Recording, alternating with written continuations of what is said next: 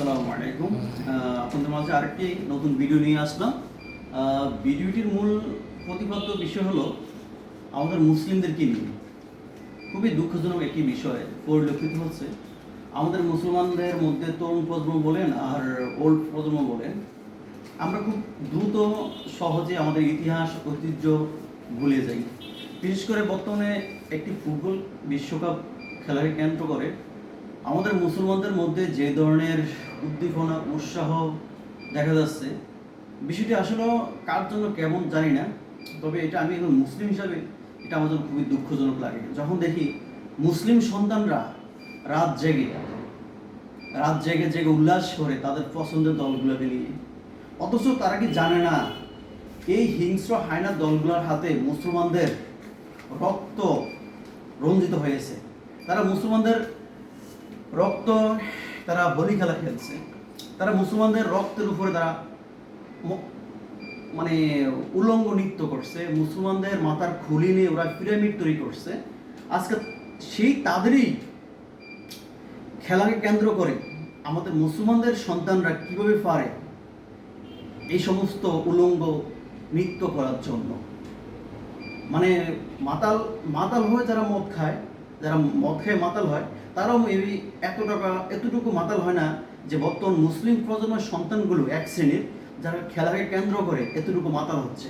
দেখেন, বিশেষ করে ফ্রান্সের কথা বলি। ফ্রান্স বিশ্বের ৪র্থতম গোল্ড মজুতকারী দেশ, অথচ ফ্রান্সের কোনো স্বর্ণর কোনো খনি নেই। তারা আফ্রিকার কালো নিগ্রুদেরকে শোষণ করে করে এখনো করতেছে, যারা আফ্রিকা থেকে স্বর্ণগুলো সংগ্রহ করে। এটা আর আমরা মুসলমানরাই দেখা যায় এক শ্রেণীর মুসলমান জমি জামা বিক্রি করে, কেউ ফ্রান্সকে সাপোর্ট করে, কেউ জার্মানকে করে, কেউ স্পেনকে করে। আরে স্পেন তো এমন একটা মুসলিম দেশ ছিল যারা আমার ৭৫০ বছর ওইখানে শাসন করছিল। আজকে সেই স্পেন, এটা আন্দালুসিয়া ছিল আমরা কেউ জানি না। ইবনে আল আরাবির দেশ কর্ডোবা মালাগা ইউনিভার্সিটির কথা আমরা ভুলে গেছি। স্পেন আমাদের কি ছিল? আমাদের হার্ট ছিল স্পেন। তারেক বিন জিয়াদের দেশ ছিল স্পেন, আমরা সেই স্পেনের কথা ভুলে গেছি। আর অথচ যে ক্রুসেডাররা আমাদেরকে, বিশেষ করে স্পেনের মুসলমানদেরকে ফুরাইয়া ভূমধ্য সাগরে মানে পানিতে ডুবিয়ে বলি, সলিল সমাধি বলি, লক্ষ লক্ষ মুসলমানদেরকে ওরা হত্যা করছে। খ্রিস্টধর্ম মানে দীক্ষিত না হওয়ার জন্য বহু মুসলমানদেরকে ওরা অত্যাচার করে মেরে ফেলছে। আজকে সেই স্পেনের সাপোর্ট করার জন্য মানে ফুটবলকে মানে ওরা বলতেছে কি ফুটবল তো সাপোর্ট করি, এটা কোনো ধর্মের মধ্যে পড়ে না। আরে ভাই, যখন ইসরায়েল ইরানে মিনাব স্কুলে ১৭০টা বাচ্চাকে বোমা মেরে ফেলছে, কিংবা ফিলিস্তিনের কথা বলি, প্রতিদিনই বাচ্চাদেরকে মারছে, অসংখ্য নিরীহ মুসলমানদেরকে হত্যা করছে, হ্যাঁ, তখন কোথায় লেখা থাকে আমি ফ্রান্সে সাপোর্ট করি, ভাই আমাকে মারিয়েন না, আমি সাপোর্ট করি জার্মান, স্পেন, আর্জেন্টিনা, ব্রাজিলের সাপোর্ট করি। ওই বোমার গায়ে তো লেখা থাকে না ভাই আমি ব্রাজিলের সাপোর্টার, আমি আর্জেন্টিনার সাপোর্টার, কোথা তো লেখা থাকে না। বোমার গায়ে কি লেখা থাকে? ইউ আর মুসলিম, তোমাকে মরতেই হবে, তোমার বাঁচা থাকার অধিকার নাই, আপনি কি আমি জানি না।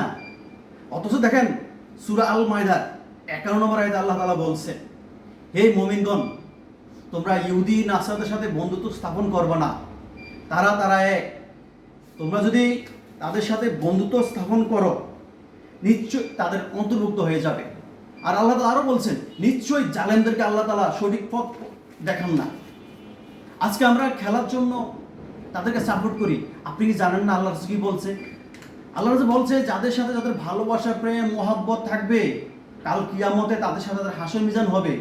হ্যাঁ, আমরা কিভাবে পারি আমাদের যারা মুসলমানরা আমাদের রক্ত নিয়ে হোলি খেলা খেলছে, উল্লাস প্রকাশ করছে, এখনো করতেছে, আমরা কিভাবে খেলার দোহাই দিয়া আমরা তাদেরকে সাপোর্ট করি? দেখেন, আমাদের জাতির পিতা ইব্রাহিম খলিলুল্লাহ কি বলছিল তার পিতা আরসকে, হে পিতা তুমি ইসলাম ধর্ম গ্রহণ করো। পিতা উত্তর কি বলছে? সন্তান, আমি আমার ধর্ম নিয়ে পড়ে থাকবো, তুমি আমার বাপ দাদা ধর্মের চুনকারি দিও না। তেমনি আমাদের রাসূল সাল্লাল্লাহু আলাইহি ওয়াসাল্লামের চাচা, প্রিয় চাচা আবু তালেবকেও মৃত্যু সজ্জায় আমাদের প্রিয় নবী সাল্লাল্লাহু আলাইহি ওয়াসাল্লাম বলছে, চাচা আপনি ইসলাম ধর্ম গ্রহণ করুন। চাচা বলছেন না, আমি পারবো না। তো দেখেন, প্রত্যেকে ধর্মের প্রতি একটা টান থাকে। আজকে যারা ধর্মকে আলাদা রেখে, ফুটবলকে আলাদা রেখে মানে বলতেছে আমরা এই ধর্মের জন্য ফুটবলকে সাপোর্ট করি না, তাহলে আপনারা অবশ্য ওই ইব্রাহিম আলাইসাল্লাম কিংবা আমাদের প্রিয় হাবিব রাসূল সাল্লাল্লাহু আলাইহি ওয়াসাল্লামের চাচার মতো পড়ে যায় কথাগুলা।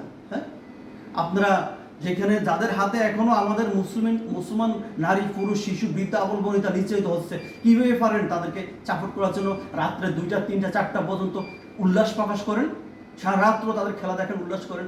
হ্যাঁ, যা হোক, আমি অনেক কথা বলে ফেলছি ভাই, এটা কারো রাগ করবে না, এটা মনের কিছু কথা বলছি, ক্ষমা সুন্দর দৃষ্টিতে দেখবেন।